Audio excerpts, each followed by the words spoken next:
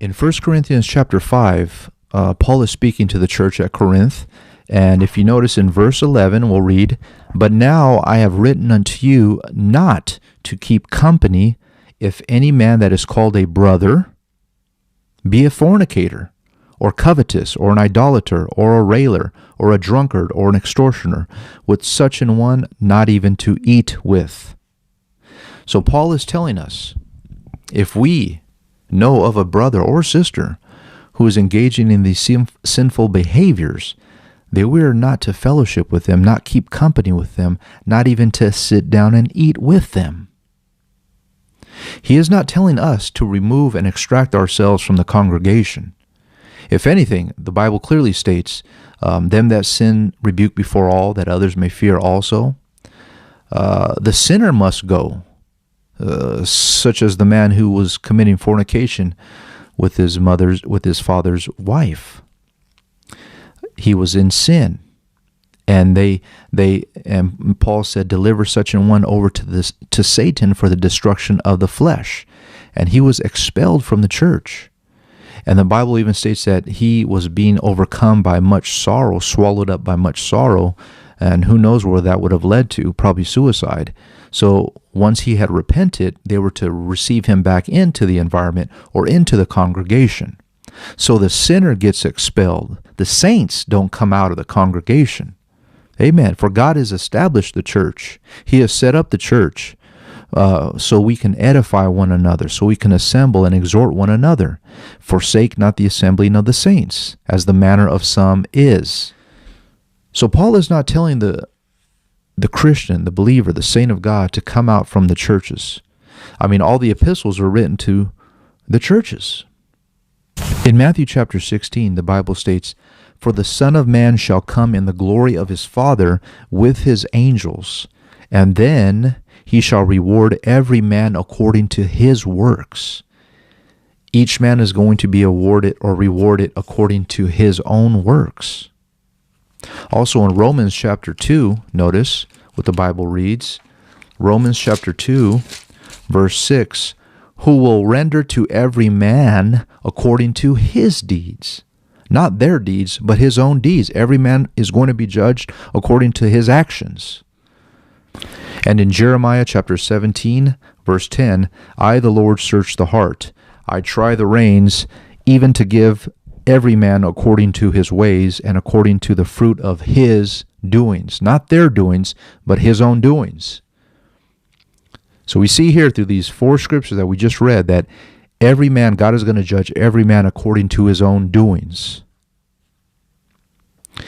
Jesus Christ knows how to distinguish the righteous from the unrighteous.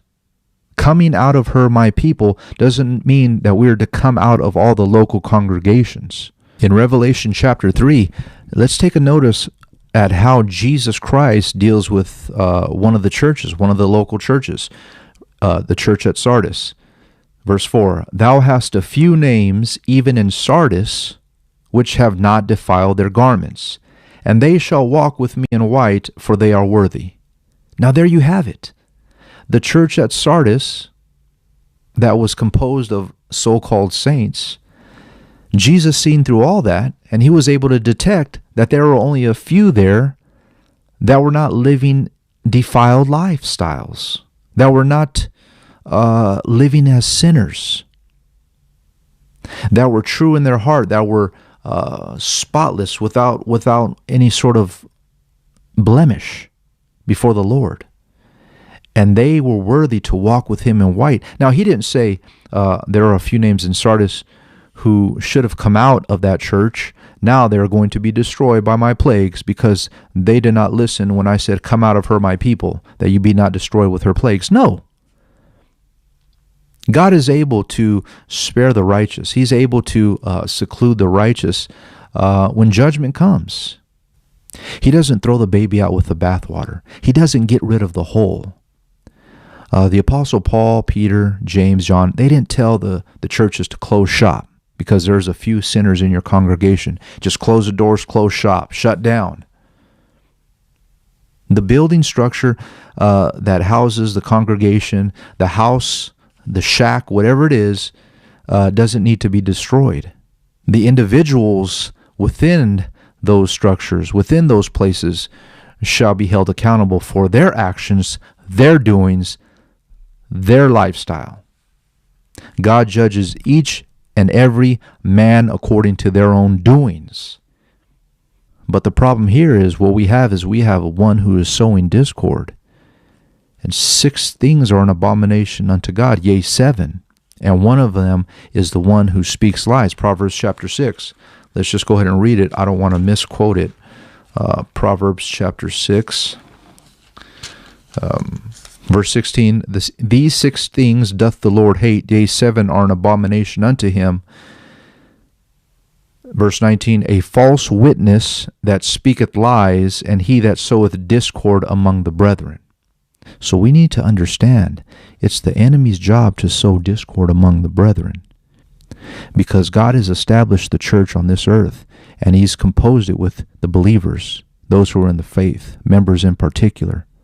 And we are to exhort one another, edify one another until the day of the Lord comes. I want to end with a parable in Matthew chapter 13 concerning the wheat and the tares. Verse 24, the Bible reads, the kingdom of heaven is likened unto a man which sowed good seed in the field. But while the men slept, his enemy came and sowed tares among the wheat, and went his way. But when the blade was sprung up and brought forth fruit, then appeared the tares also. Notice, the tares appeared. So the servants of the household came and said unto him, Sir, didst thou not sow good seed in the field? From whence then hath the tares come? He said unto them, An enemy hath done this. The servant said unto him, Wilt thou then that we go and gather them up?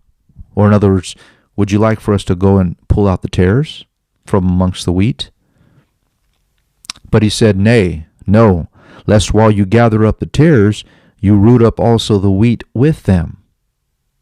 So he's saying, don't gather up the tares just yet.